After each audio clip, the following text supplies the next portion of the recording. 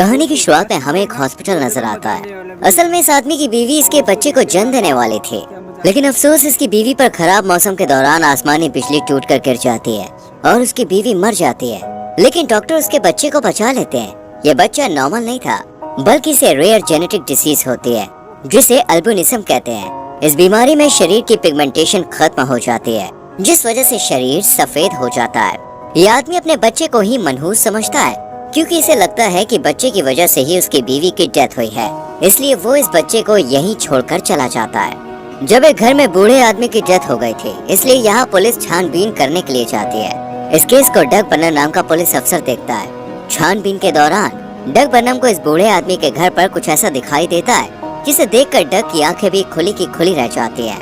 इसके बाद डग जेसी नाम के एक साइकोलॉजिस्ट से इस बारे में बात करता है।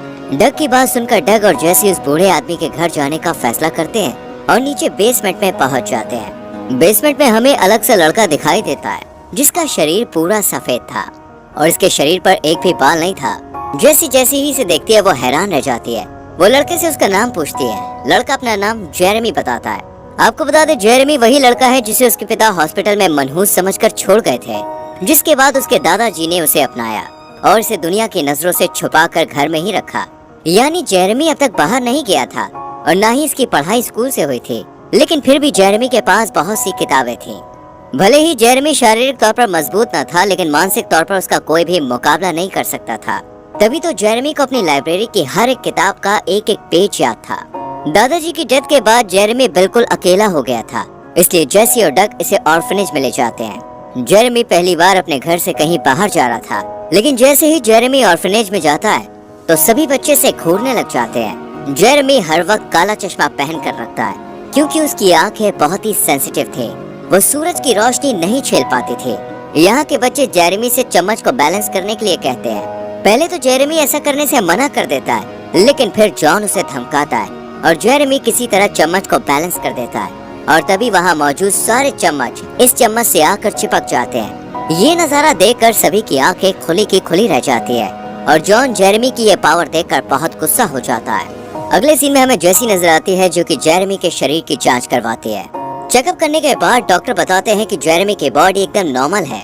जेरेमी हर वक्त चश्मा लगाता था, इसलिए जेसी जेरेमी के लिए लेंस ऑर्डर कर देती है। साथ ही जेसी इसका एडमिशन भी एक स्कूल में करवा देती है ताकि जेरेमी अच्छे से पढ़ सके। यहाँ जेरेमी फिजिक्स की क्लास में बैठा था और डोनाल्ड नाम का टीचर इन्हें बिजली के बारे में पढ़ाता है। इसी क्लास में लिंडसे नाम की एक लड़की भी थी जो जेरेमी को देख रही थी। इसी बीच डोनाल्ड एक इलेक्ट्रिसिटी मॉडल पर एक एक्सपेरिमेंट करता है, जिस वजह से बिजली निकलना शुरू हो जाती है। बिजली को देखते ही जेरेमी का शरीर कांपने लगता है। धीरे धीरे ये बिजली इतनी ज्यादा बढ़ जाती है कि सीधा जेरेमी के पास आ जाती है। बिजली को देखकर ऐसा लग रहा था जैसे जेरेमी इसे अपनी तरफ खींच रहा है।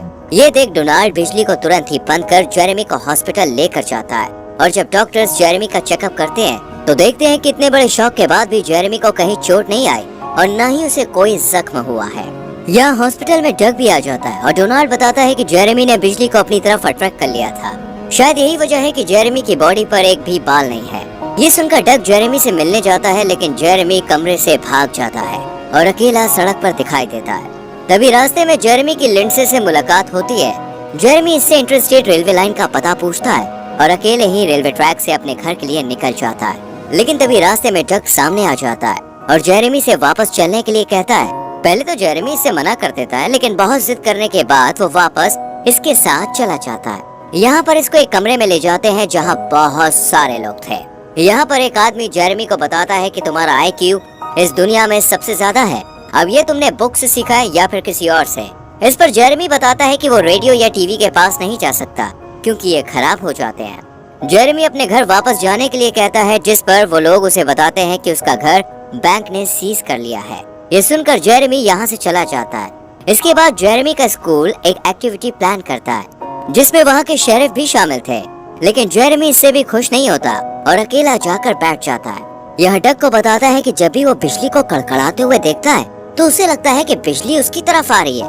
यही वजह है कि उसकी माँ भी बिजली के कारण मर गई। अगले दिन डंकन एक हिरन को मार देता है और इस बात को किसी को भी बताने से मना कर देता है। यहाँ जेरेमी भी मौजूद था और हिरन को मरा हुआ देखकर वो बहुत दुखी होता है। तभी जेरेमी एक हाथ हिरन पर रखता है और एक हाथ से डंकन को पकड़ लेता है। जिस वजह से डंकन को बहुत ज्यादा दर्द होता है।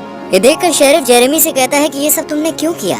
इस पर जेरेमी बताता है कि उसने जो किया मैंने उसे वही एहसास दिलाया। जेसी कहती है कि तुम हमारे दोस्त हो, तुम हमें सब कुछ बता सकते हो, लेकिन जेरेमी यहाँ से गुस्सा होकर चला जाता है। दूसरी तरफ हमें डग की बीमार बीवी दिखाई देती है।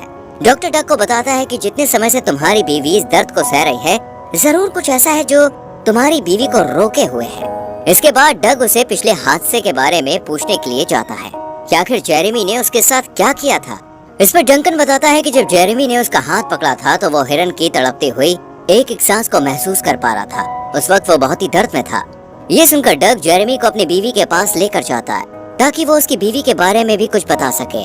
जेरेमी जब डग की बीवी को छूता है और उसके दिमाग में चल रही सारी बात को बताता है, जेरेमी कहता है कि ये चाहती है कि आप अपने बेटे को माफ कर दें, और दूसरा ये कि वो अपनी शादी की अंगूठी को पहनना चाहती है जो कि काफी सालों पहले खो चुकी है। ये सुनने के बाद डग अपनी बीवी को अंगूठी पहनाता है और फिर उसकी बीवी की डेथ हो जाती है। माँ की डेथ के बारे में सुनने के बाद उसका बेटा मिलने के लिए आता है और डग अपने बेटे को देखकर गले लगा लेता है। ये सब जेरेमी देख रहा होता है और इमोशनल होकर रोने लग जाता है। अगले सीन में हमें जेरेमी और लिंडसे एक पार्क में बैठे हुए नजर आते हैं। वो यहाँ सभी के मन की बात पता है। जेरेमी बताता है कि यहाँ सभी लोगों का सोचना है कि वो सबसे अलग है, लेकिन ऐसा नहीं है। वो हर एक चीज से जुड़े हुए हैं, लेकिन ये सभी बातें लिंडसे के बिल्कुल भी समझ में नहीं आती है। तभी जेरेमी और लिंडसे एक दूसरे से हाथ मिलाते हैं और लिंडसे जेरेमी की शुरू से आखिर तक की सारी कहानी महसूस करती है कि कैसे उसके पिता ने उसे अकेला छोड़ दिया। जेरेमी के साथ भी अब तक जो हुआ था वो सब जेरेमी को याद था और उसे महसूस करके जेरेमी बहुत दुखी हो जाता है और लिंडसे से अपना हाथ छुड़ा लेता है। जेरेमी लिंडसे से पूछता है कि क्या मैं तुम्हें बुरा लगता हूँ। इस पर लिंडसे कहती है कि आज तक मैं जितने भी लोगों से मिली हूँ, मुझे उन सब में तुम सबसे ज्यादा अच्छे लगे। ये कहकर लिंडसे जेरेमी के बहुत करीब आ जाती है और उसे लिप किस करती है। लिंडसे को किस करते हुए उसके पिता देख लेते हैं और इन दोनों के पास आकर जेरेमी को मारना शुरू कर देते हैं और लिंडसे से दूरी बनाए रखने के लिए कहते हैं। इसी बीच यहाँ पे जेसी आ जाती है और जेरेमी को लिंडसे के पिता से बचा लेती है। इस इंसिडेंट के बाद जेरेमी बहुत दुखी हो गया था, इसलिए वो अपना सारा सामान लेकर अपने घर जाने लगा था, पर वो जा नहीं पाता। अगले सीन में हमें जेसी जेंट्स बाथरूम में दिखाई देती है। जेरेमी अपना ज्यादातर समय यहीं बिताता था। यहाँ उसे एक लड़का जिसके बहुत ही खूबसूरत बाल थे उसे देखता है और ऐसे ही बालों के बारे में सोचता है, लेकिन उसकी पावर्स की वजह से ये मुमकिन नहीं था। जेरेमी को जॉन देख लेता है और उसे तंग करना शुरू कर देता है और जॉन जेरेमी को परेशान करने के लिए उसका हैट छीन लेता है और अपने सर पर लगा लेता है। इसके बाद जॉन जेरेमी से कहता है कि अगर तुम वाकई में मर्द हो तो मुझसे ये हैट छीन कर दिखाओ। इसलिए जेरेमी अपनी हैट वापस लेने के लिए जैसे ही जॉन की तरफ हाथ बढ़ाता है तो जॉन उसका हाथ पकड़ लेता है। जेरेमी जॉन की पिछली जिंदगी को महसूस करता है कि कैसे उसके सौतेले बाप ने उसे टॉर्चर किया और उसकी जिंदगी कैसे बीती। जेरेमी ये सब महसूस करने के बाद उसके सौतेले पिता के कहे गए अल्फाज दोहराने लगता है। इसके बाद जॉन और उसके सभी दोस्त जेरेमी को लेकर बाहर आ जाते हैं और उसके सारे कपड़े फाड़ देते हैं। इसके बाद ये लोग इसे बहुत परेशान करते हैं और गंदे पानी में फेंक देते हैं। जेरेमी लोग के सामने पूरी तरह से हार जाता है और गुस्से में अपनी सुपर पावर का इस्तेमाल करता है। तभी उसके गुस्से से बिजली कड़कड़ाने लगती है और इन लोगों पर गिर जाती है। जेरेमी को इससे कुछ भी नहीं होता, लेकिन जॉन की सांसें थम जाती है। ये देखकर जेरेमी जॉन को बिजली के छोटे छोटे झटके देता है और उसे दोबारा से जिंदा कर देता है। इसके बाद जेरेमी अपने घर वापस चला जाता है, लेकिन यहाँ इसके घर का सामान सब हो चुका था। जेरेमी यहाँ अकेले घर में ही बैठ जाता है। तभी यहाँ जेसी आती है और जेरेमी को समझाकर उसे गले लगा लेती है। इसी बीच यहाँ डोनाल्ड भी आ जाता है जो कि जेरेमी का अब बहुत अच्छा दोस्त बन गया था। जेरेमी को परेशान देखकर जेसी उससे कहती है कि वो अब इसे ऐसी जगह ले जाएगी जहाँ उसे परेशान करने वाला कोई भी ना हो। जैसे ही ये लोग बाहर निकलते हैं, पुलिस वहाँ जेरेमी को गिरफ्तार करने के लिए आ जाती है क्योंकि पुलिस को जॉन के इंसिडेंट की खबर लग चुकी थी।